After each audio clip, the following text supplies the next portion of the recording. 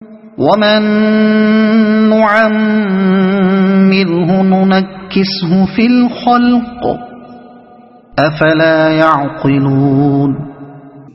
جس شخص کو ہم لمبی عمر دیتے ہیں اس کی ساخت کو ہم الٹ ہی دیتے ہیں، کیا یہ حالات دیکھ کر انہیں عقل نہیں آتی؟ ہم الٹ ہی دیتے ہیں۔ ساخت الٹ دینے سے مراد یہ ہے کہ اللہ تعالیٰ بڑھاپے میں آدمی کی حالت بچوں کی سی کر دیتا ہے، اسی طرح وہ چلنے پھرنے سے معذور ہوتا ہے، اسی طرح دوسرے اسے اٹھاتے بٹھاتے اور سہارا دے کر چلاتے ہیں، اسی طرح دوسرے اس کو کھلاتے پلاتے ہیں، اسی طرح وہ اپنے کپڑوں میں اور اپنے بستر پر رفع حاجت کرنے لگتا ہے، اسی طرح وہ ناسمجھی کی باتیں کرتا ہے جس پر لوگ ہنستے ہیں۔ غرض جس کمزوری کی حالت سے اس نے دنیا میں اپنی زندگی کا آغاز کیا تھا، اختتام زندگی پر وہ اسی حالت کو پہنچ جاتا ہے۔ وما علمناه الشعر وما ينبغي له ان هو الا ذكر وقرآن مبين لينذر من كان حيا ويحق القول على الكافرين۔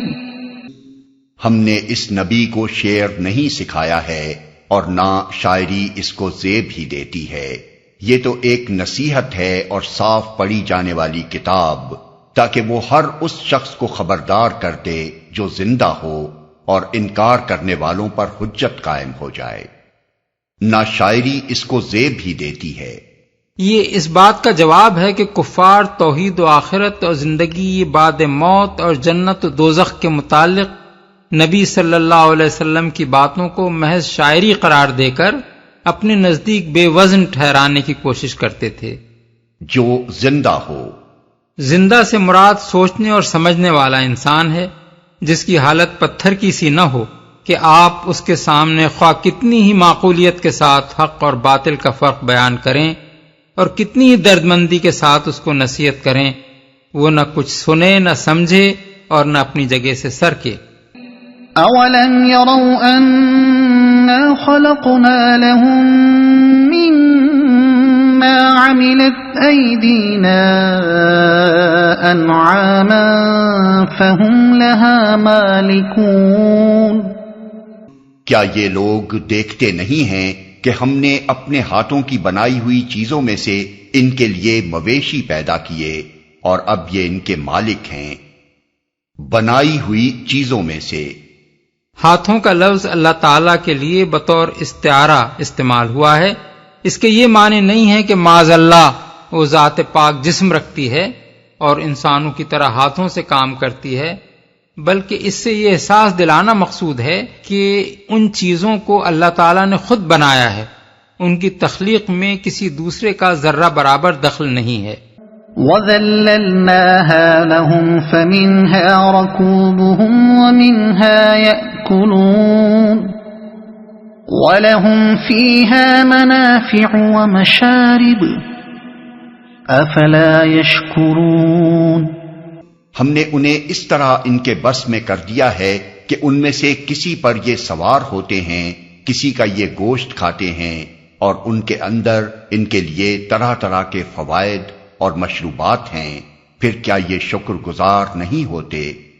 نعمت کو منعم کے سوا کسی اور کا عطیہ سمجھنا، اس پر کسی اور کا احسان مند ہونا اور منعم کے سوا کسی اور سے نعمت پانے کی امید رکھنا یا نعمت طلب کرنا، یہ سب کفران نعمت۔ اسی طرح یہ بھی کفران نعمت ہے کہ آدمی منعم کی دی ہوئی نعمت کو اس کی رضا کے خلاف استعمال کرے۔ لہذا ایک مشرک اور کافر اور منافق اور فاسق انسان محض زبان سے شکر کے الفاظ ادا کر کے خدا کا شاکر بندہ قرار نہیں پا سکتا۔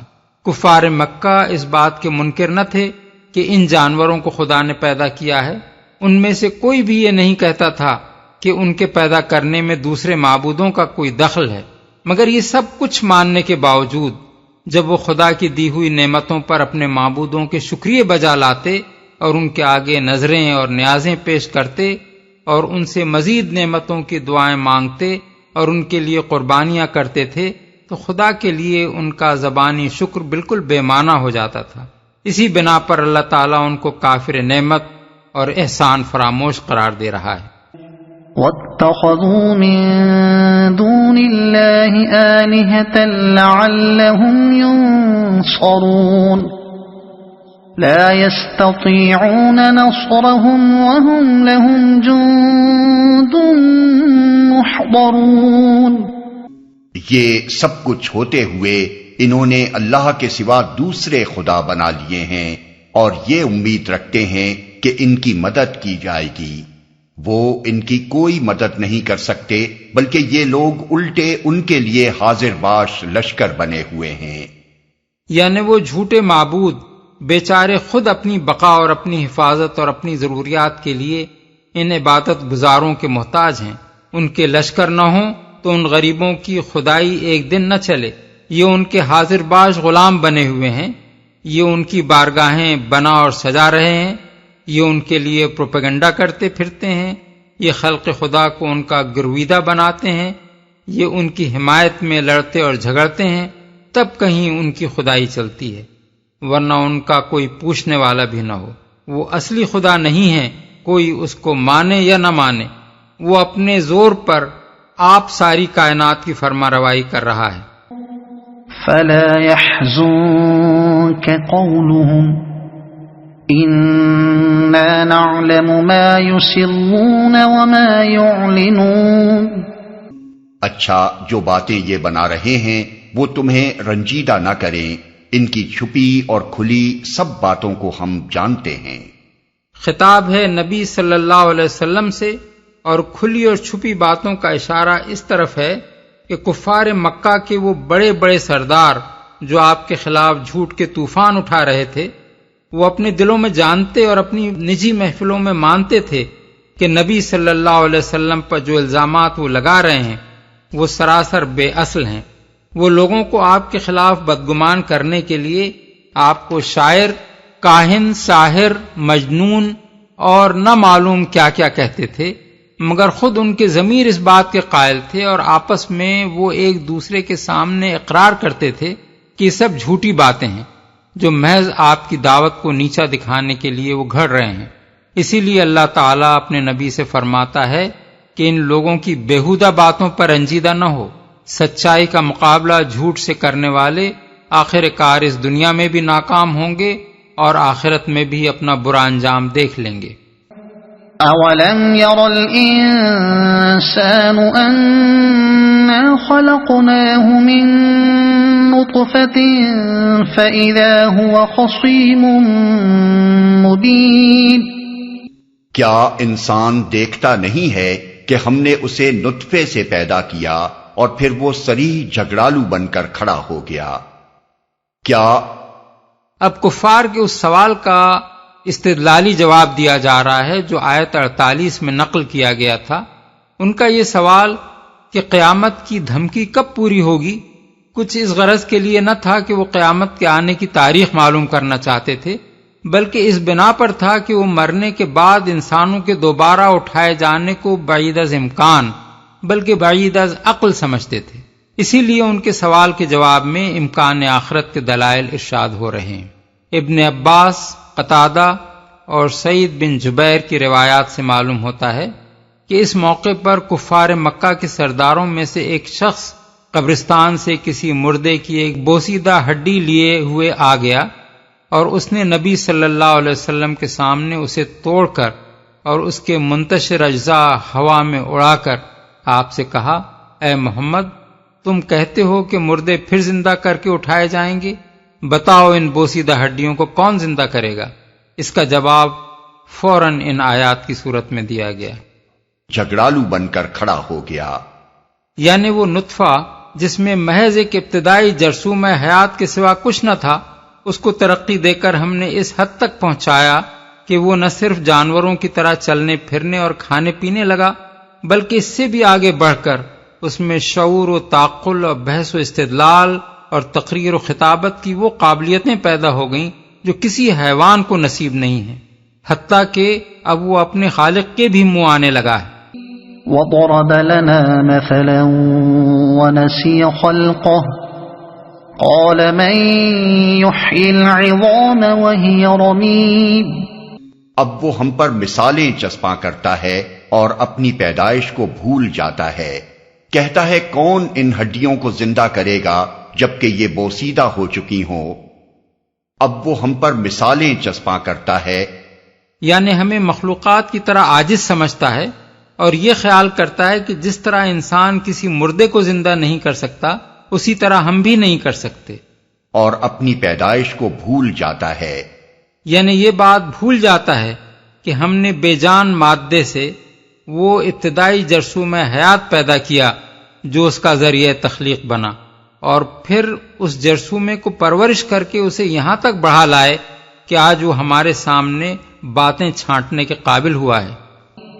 قل يحييها الذي أنشأها أول مرة وهو بكل خلق عليم الذي جعل لكم من الشجر الأخضر نارا فإذا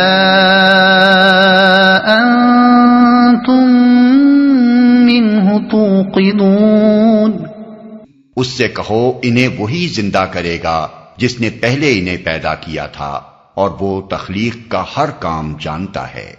وہی جس نے تمہارے لیے ہرے بھرے درخت سے آگ پیدا کر دی اور تم اس سے اپنے چولہے روشن کرتے ہو. یا تو اس کا مطلب یہ ہے کہ اس نے ہرے بھرے درختوں میں وہ آتش گیر مادہ رکھا ہے جس کی بدولت تم لکڑیوں سے آگ جلاتے ہو، یا پھر یہ اشارہ ہے مرخ اور عفار نامی ان دو درختوں کی طرف جن کی ہری بھری ٹہنیوں کو لے کر اہل عرب ایک دوسرے پر مارتے تھے تو ان سے آگ جھڑنے لگتی تھی. قدیم زمانے میں عرب کے بدو آگ جلانے کے لیے یہی چقماق استعمال کیا کرتے تھے اور ممکن ہے آج بھی کرتے ہوں. أوليس الذي خلق السماوات والأرض بقادر على أن يخلق مثلهم بلى وهو الخلاق العليم إنما أمره إذا أراد شيئا أن يقول له كن فيكون فسبحان الذي بيده ملكوت كل شيء وإليه ترجعون. کیا وہ جس نے آسمانوں اور زمین کو پیدا کیا اس پر قادر نہیں ہے کہ ان جیسوں کو پیدا کر سکے؟ کیوں نہیں، جبکہ وہ ماہر خلاق ہے. وہ تو جب کسی چیز کا ارادہ کرتا ہے تو اس کا کام بس یہ ہے کہ اسے حکم دے کہ ہو جا اور وہ ہو جاتی ہے. پاک ہے وہ جس کے ہاتھ میں ہر چیز کا مکمل اقتدار ہے اور اسی کی طرف تم پلٹائے جانے والے ہو.